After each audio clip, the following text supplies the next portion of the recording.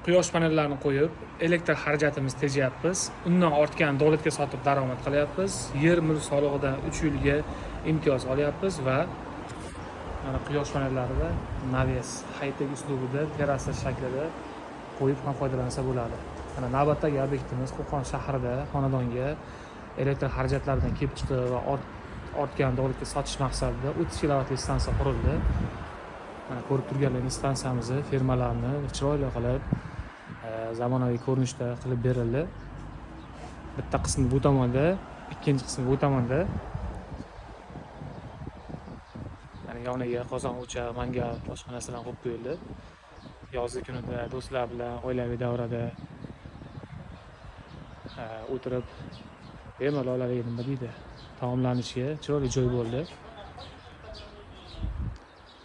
Kimga shunaqa xizmatlar kerak bo'lsa aloqaga chiqa olasizlar. Xo'p, invertorlarni ham akkuratniy qilib devorning ichidan kabellarni o'tkazib berdik. Ko'rinmaydi. Mana hozir montajlar ketyapti. Avtomat zashtalar qo'yilyapti. Kimga shunaqa xizmatlar kerak bo'lsa aloqaga chiqa olasizlar. Butun O'zbekiston bo'yicha xizmat ko'rsatamiz. Hammaga rahmat.